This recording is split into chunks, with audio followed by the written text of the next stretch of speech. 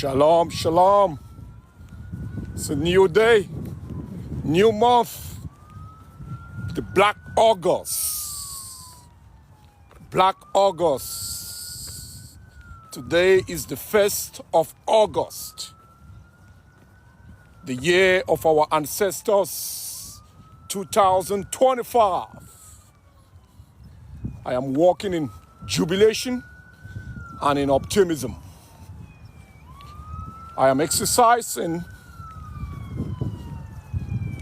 in jubilation and optimism for the love and support that our African American brothers and sisters have shown today by supporting black businesses, African businesses in these United States. I said it. It's a very small minority of black people who don't want unity or who are not aspiring for unity, especially unity of purpose. So today, I have several multitudes of friends who operate African businesses in the United States. And we all remember when some of our brothers and sisters, our cousins, who are descendants of our formerly enslaved African ancestors in America, a few ignorant bunch they were talking about boycotting African business. It did not work. Point and simple, the boycott did not work. It did not work because the overwhelming majority of our fellow African American brothers and sisters know we are one people. It's a very minute, small, inconsequential population of black people in America who are taking the same steps and walking in the shadows of our sworn enemies, who happen to be Europeans. So, I am making this post to say, today, most of my friends who own African businesses actually had a bump in sales. So many African Americans went to support them in their businesses in the Houston area, in the New York area.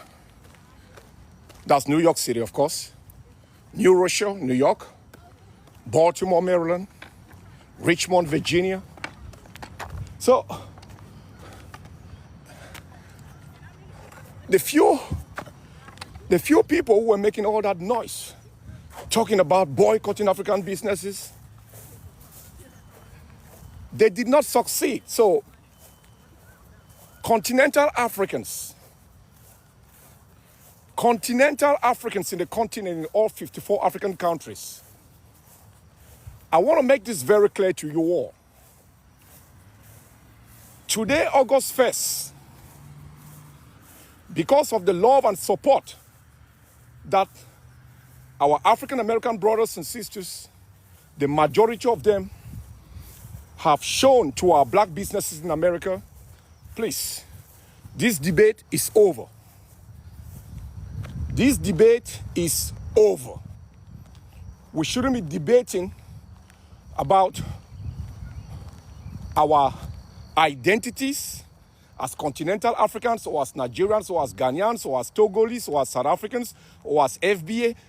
We have to move past this foolishness, or as Nigerians, or as Ghanaians, or as Togolese, or as South Africans, or as FBA. We have to move past this foolishness and get to unity of purpose.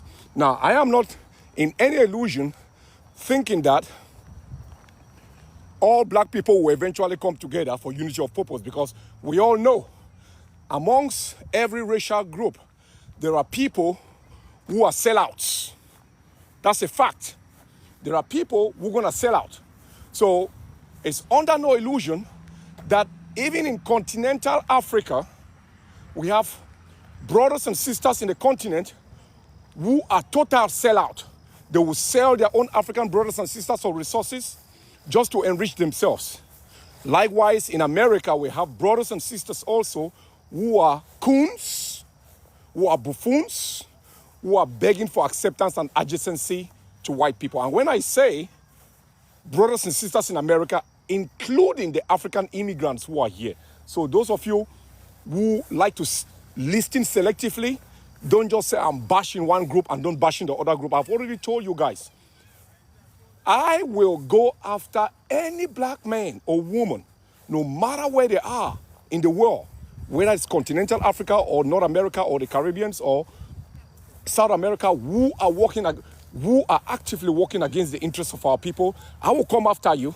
I will say nasty things about you, because this is not the moment where we sugarcoat the conduct of sellouts or traitors within our race, because we've gone past this whole idea about identities. As I've said often, our race as a people supersedes our various identities and our thousands of cultures in the continent, the cultures of our African American brothers in North America. Because even in North America, in the United States, there is several different black cultures in the United States.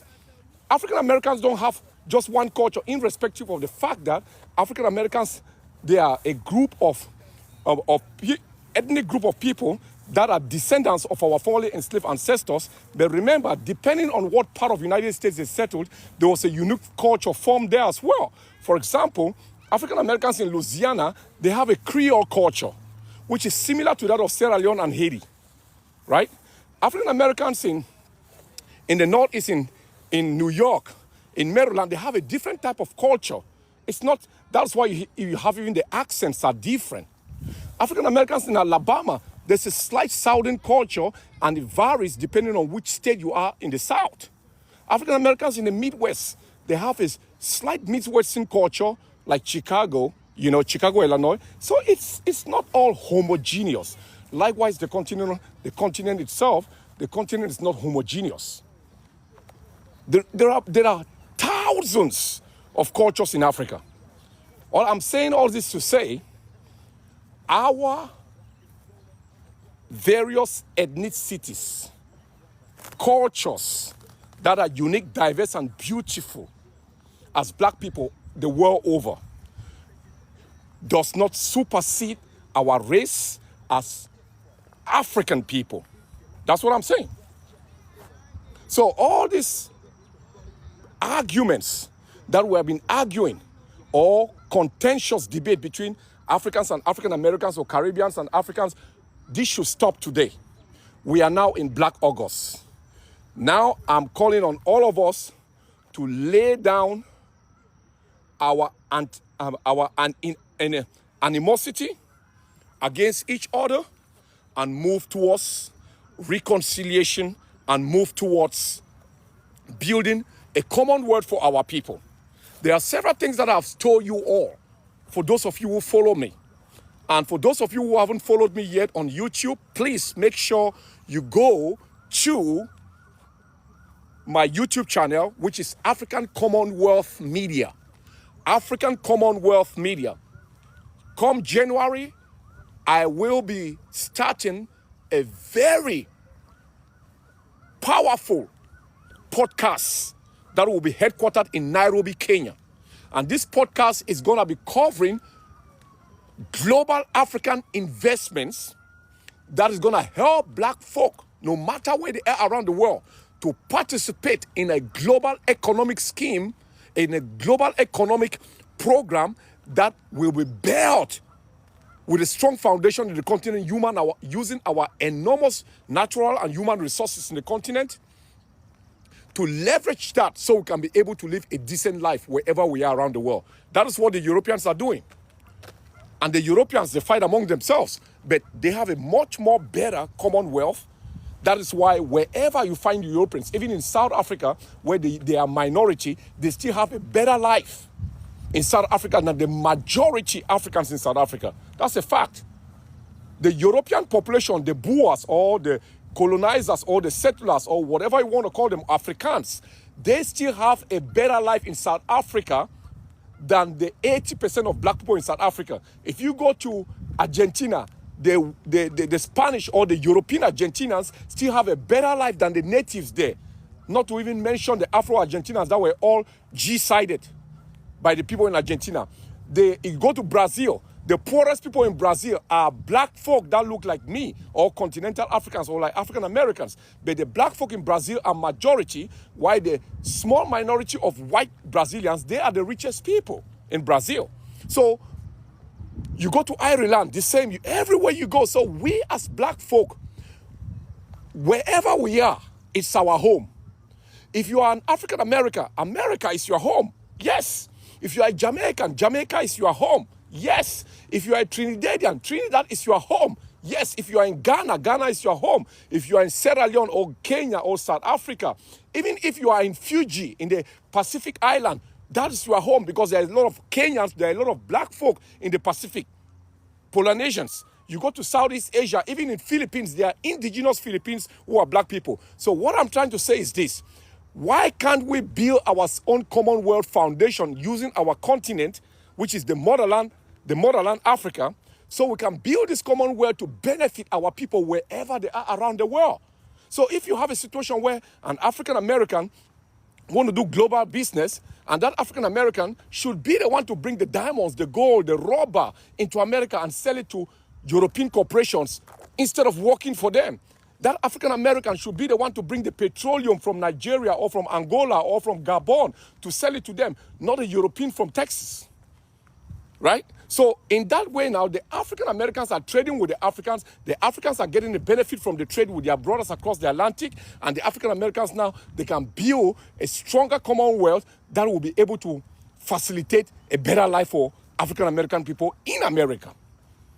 If you choose to move to Africa, that's a personal choice, but the blood, sweat, and tears of our African ancestors that were enslaved is soaked in the soil in America. It's soaked in the soil in Brazil. It's soaked in the soil in Jamaica. It's soaked in the soil in Haiti. It's soaked in the soil in Colombia. So you can stay there and still get a better life, like Europeans who are scattered around the world. They have a much more better life because they are all interconnected economically. That is what I'm after. My goal is the economic interconnectivity of black people around the world. Fuck all that Pan-African and power to the people, power to the people. Fuck all that. I am more focused on economic interconnectivity for black folk. That's what I care about. So when this boycott stuff came about, it was a huge blow to me. For those of you who follow me, that's why you see me. Sometimes I speak with passion. Some people might be thinking I'm shouting. It's just passion. Because it's like, how can we as black people allow ourselves in 2025 to be manipulated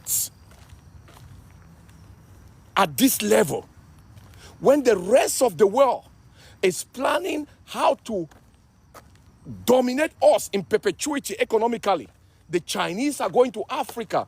The Europeans are there. The Indians are there. White America or white Americans are going there. I know an American guy right now, a white American. He owns a fish farm in Kenya. He makes almost $2 million a month.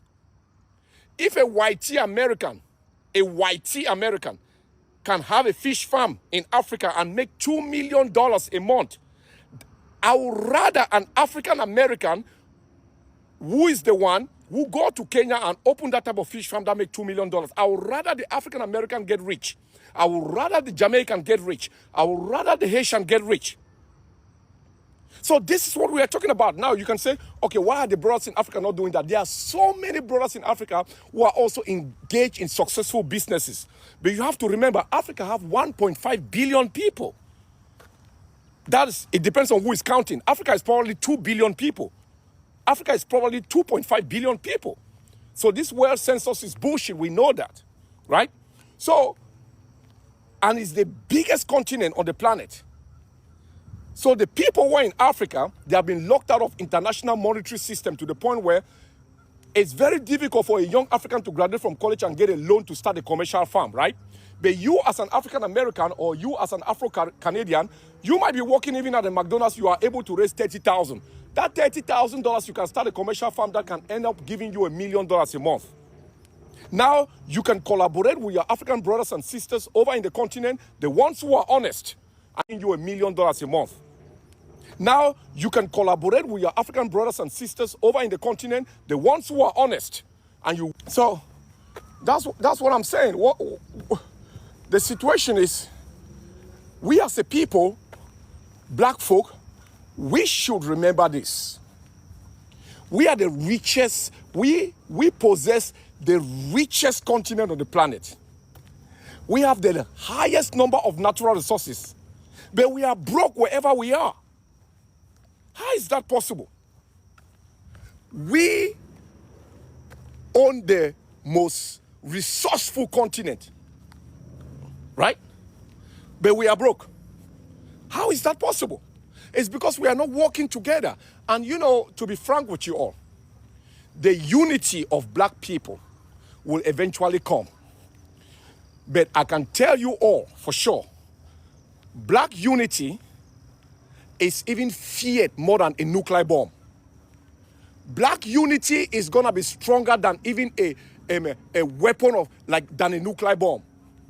Black unity, it will be stronger than a nuclear bomb. And that is why the rest of the world, people who are not black, they are praying that black people should never come together.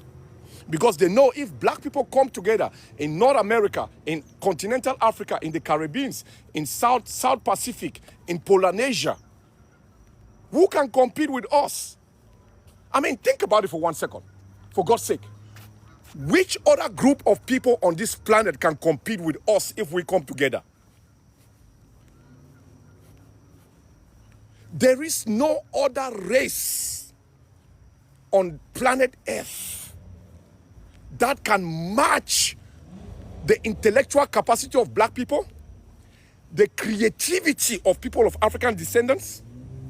If we move towards unity, we're gonna be unstoppable. Wakanda gonna become a reality. It's not just gonna be a movie. It's not just gonna be a movie. You see all these technological advances around the world, right? In America, in Canada, and all these places. Black folk are also participating in the technological space. For example, I'm using my phone talking to you all, right? If the way history is taught and the way the global news cycles are being spread, the propaganda, black African people and people of African descendants have greatly contributed to the modern technologies that are in the world. I will give you one. The internet. It wasn't a European who founded the internet. That's a fact. Google it. Most of the top scientists who started the entire worldwide system, one of the front scientists was a Ghanaian. You had a Nigerian as well. Google it. Even when the rockets, the first moon landing, Apollo, the United States moon landing, it was an African-American woman who was a mathematician. She's the one who cracked the code for moon landing. So let them not fool you that black folk or people of African descendants have not participated in modern technology. We have. Some of the top scientists in NASA, they are Africans. Right? So I'm saying all this to say, sometimes we bash ourselves that the country, if you have all these educated people in Africa, why is Africa still backwards? Africa is not backwards. Africa have 1.5 billion people, 54 countries, 54 capitals. Not all of them are downtrodden. Yes, you have poor people in Africa. You have poor people in America too. You have poor people in England. Have you gone to France? There are some towns in France that are worse than the smallest village in Africa.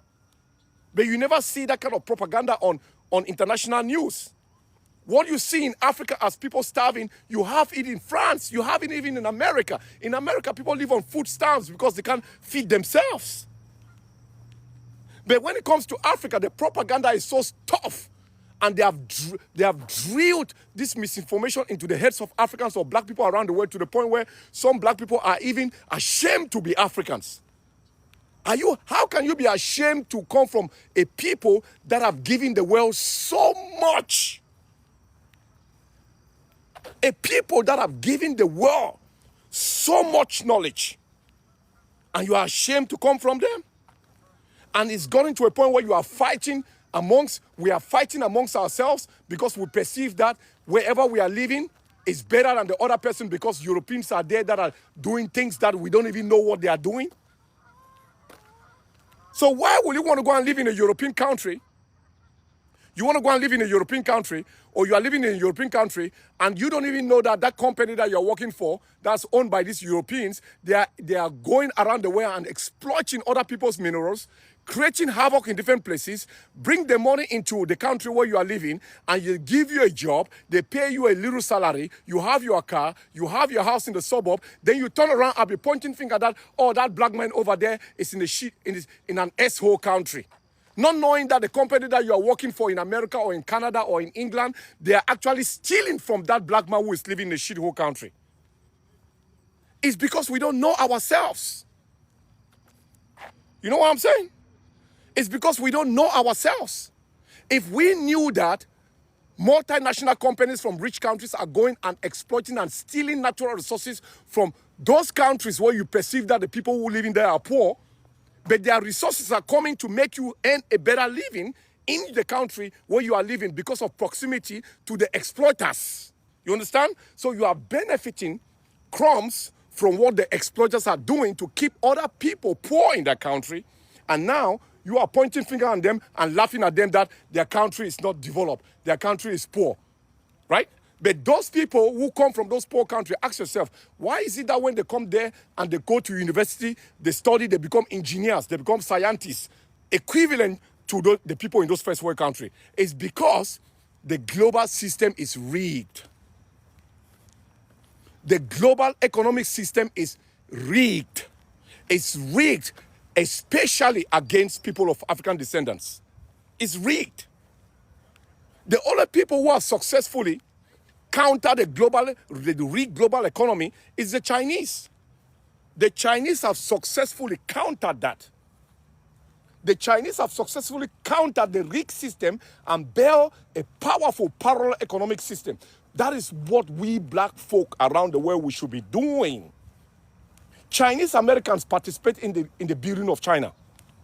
Indian Americans are participating in the building of India. It's only us. So, we are in Black August. No more. No more this talk of who is better than the other. We should be seeking unity of purpose and ignoring the idiots we have in continental Africa, the idiots we have in North America, the idiots we have in the Caribbean, and those of us who want to work together should come together and work together, share ideas on how we can build a commonwealth that's going to be beneficial for all our people. Enough is enough. Enough is enough. We cannot continue this way. The rest of the world, they are praying for us to stay in this condition, and they are laughing at us at the same time. So that's where we are. So I'm begging you all, especially the youths in Africa, the Gen Zs.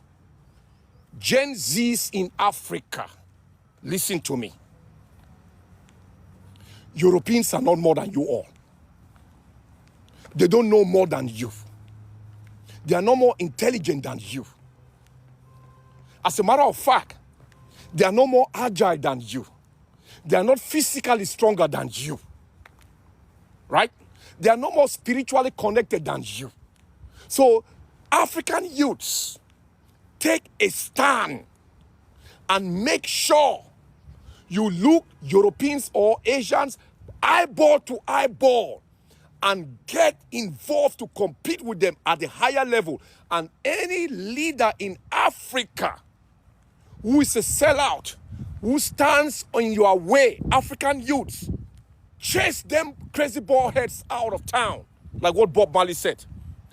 African youths, it's about time you all identify those puppet leaders in Africa, those ones who are selling the future of black people around the world. Chase them crazy bald heads out of town. Enough is enough. African youths, you all are the blueprint for the future of black people in the world, because you all are the ones who hold the keys to African natural resources, which is in the trillions. African youths, Gen Zs in Africa, they are the most powerful group of Gen Zs in the world, bar none. Because Gen Zs in Africa, they hold the keys to the continent that carry the largest percentage of farmland in the world. 65% of all global farmland is in Africa. Only 1% has been developed. Africa has more natural resources than any other continent. So Gen Zs in Africa, your time has come when you all not gonna sit by and allow corrupt leaders to forfeit your destiny, and in fact, forfeiting the destiny of all black people around the world. Because those resources in Africa belongs to every single African or descendant of Africa, including the descendants of Africans who are ashamed to be Africans. They are still our cousins. We will never give them away. So African youths, you all are the custodians of African natural resources, not the leaders. African youths, you all are the custodians of African natural resources, not your corrupt leaders, not European multinationals, multinational corporations, not the World Bank, not IMF, not International Monetary Fund, International Finance Agency. African youths, the natural resources of Africa that powers global economy is in your hands. And you have to learn now. I am saying this. Those resources belongs to all Africans and descendants of Africa. So African Americans, the resources in Africa is also their birthright. Afro-Caribbeans, the resources in Africa is their birthright. But you as Gen Zs in Africa, you all are now the custodians. I want to make it very clear. African Gen Zs in the continent, they are the custodians of African natural resources, not the World Bank, not multinational corporations. Hell, if your government in Africa has signed a deal with any multinational that deal doesn't favor you in your country, you have the power to reject that deal. African youths, listen to me. You all have the power to reject any deal in Africa that does not benefit you all, because the land is your land, the resource is your resource. It does not belong to one person or a group of people who are crooked, who are trying to get themselves rich, and in the process they are making non-Africans rich. That's why I made a statement a long time ago. Africa is the poorest continent in the world in terms of money, but Africa produces the richest non-black people in the world. Listen to me, for those of you who didn't hear that. Africa is responsible for the production of the richest people in the world who are not black. Did you all catch that? Africa produces the richest people in the world who are not Africans or African descendants. It's time to change that around. We already have the blueprint from the richest black man in the world, Aliko Dangote. The blueprint for Africa to have several thousands or several millions of Mansa Musas is there. Aliko Dangote has provided a blueprint for us to have millions of Mansa Musas from Africa. For those of you who don't know, the richest black people on the planet, they are in Africa. They are not outside of Africa. The richest black people on the planet, they are in Africa, not outside of Africa. The richest black man in the world, Aliko Dangote, he is now one of the most consequential jet fuel suppliers in the world. He owns the largest oil refinery in the world. He also is emerging to become the largest producer of cement across the continent of 1.5 billion people. And he made a statement, if I want to be the richest man in the world, I can just invest $30 billion into Google. But that's not what I want to do. What I want to do is create a situation where we build wealth in the continent and allow people who are Africans and descendants of Africa to benefit from the resources in the continent.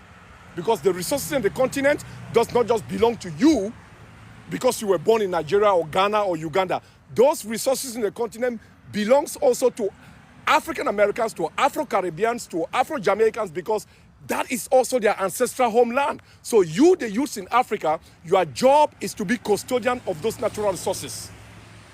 That's your job. If you have a corrupt government in Africa, get the motherfuckers out of there. If a corrupt government go and sign a deal with the Chinese or whoever that's not going to benefit you as a young African, get them out of there, because you all have to preserve those resources for all the youths in Africa and all the descendants of Africa outside of Africa that we call African diaspora. Because Europeans in America, European Americans, they still do business with Europeans in Europe. Europeans in Europe still do business with Europeans in Australia. So we have to move towards a commonwealth where we understand that the only place on planet Earth that we can fight, wage an economic war globally and win is in Africa, nowhere else.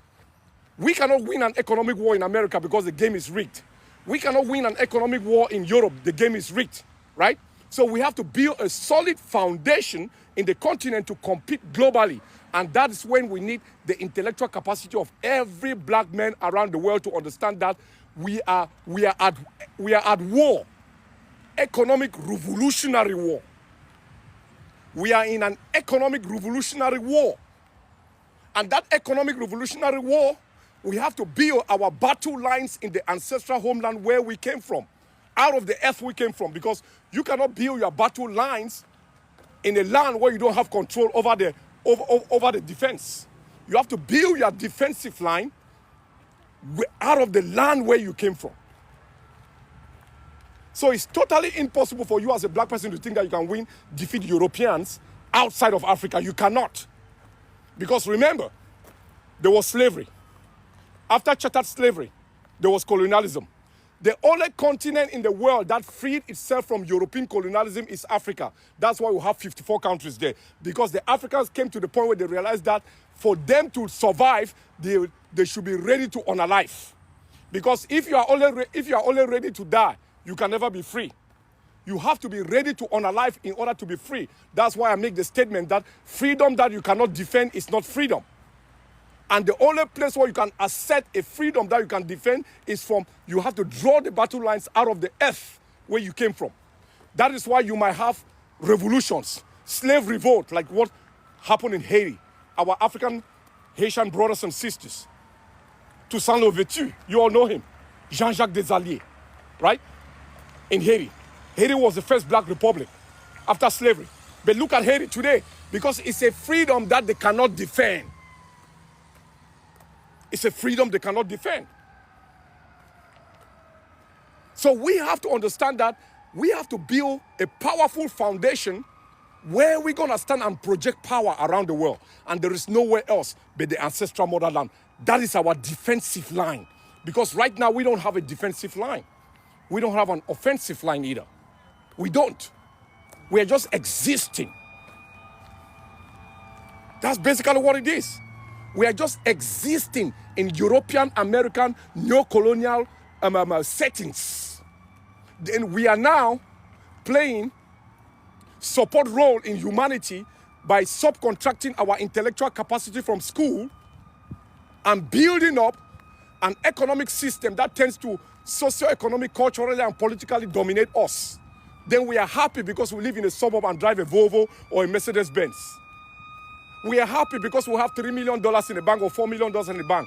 But if our own black brother goes to that bank and tries to get a loan, he will never get a loan from your money.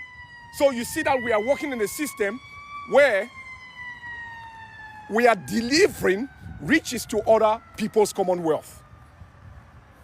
So the idea here is not to fight other races. The idea here is for us to recognize game, right? That's the truth. Recognize game. When you see game, recognize game. And despite the fact that all the evil things have been done to us as black people around the world, we have to give it to Europeans or to Chinese. Yeah, they've really fucked us over for 400 years. And that is a game. Evil or not, they did it. Evil or not, they succeeded in the game, right? So we have to start playing that game too. I'm not saying playing the game to go and attack them, because I don't want Africa to build an army to go and attack Europe. But Africa should build an army to defend the continent. Africa should build an army to defend black people in America, defend black people in Haiti, defend black people in Brazil. That's what I'm saying.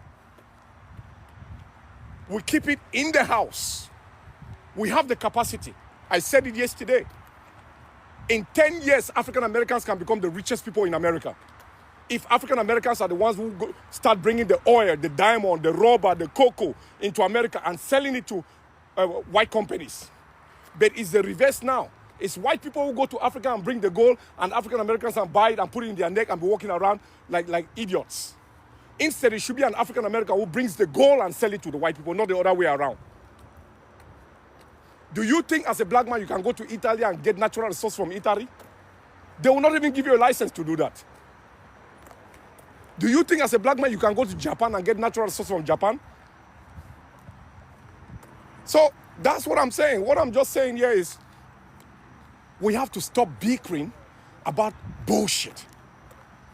We have different cultures because we are a diverse people. Only in Africa, there's more than 20,000 different cultures and ethnicity.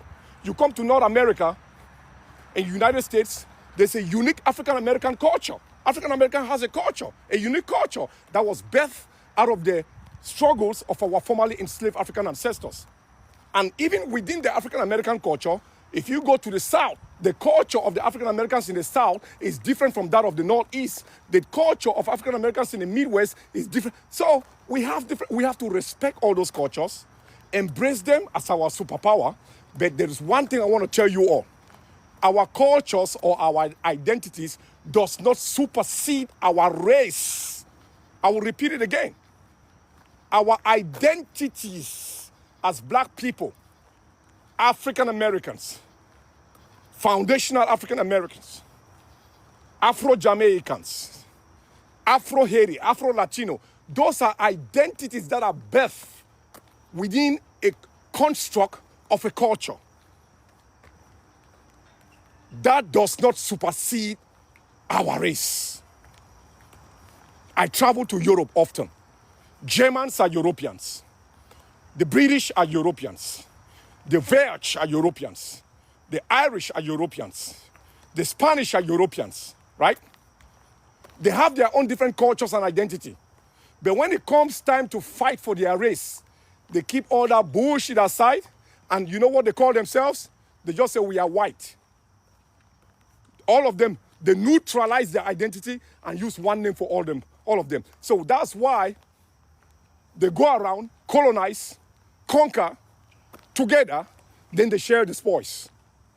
But we as black people, we don't go out to conquer and colonize as one people. The only time that black people ever came together is when they were fighting colonialism in Africa. When people forget about their tribes, they say, wait a minute, we are all Africans. If we don't come together, these Europeans, we're going to be in bondage. So now the Igbos and the Yorubas and the Kikuyus and the Shonas and the Zulus, everybody was fighting together to kick the Europeans out of Africa. That is how they succeeded in Africa. Even in Haiti, that's how they succeeded in Haiti, to defeat the French. Because people realized that their identities does not supersede their race. So I'm calling on all of you in continental Africa. Go on and follow my YouTube, African Commonwealth Media. In January, I will be launching a very powerful podcast out of Nairobi, Kenya. And that podcast is going to be moving to all 54 African countries at different times, and the Caribbeans, and also the different states within the United States where African Americans live in. Because it's come a time when our brothers and sisters in the diaspora should also benefit from their birthright of African natural resources. Ubuntu.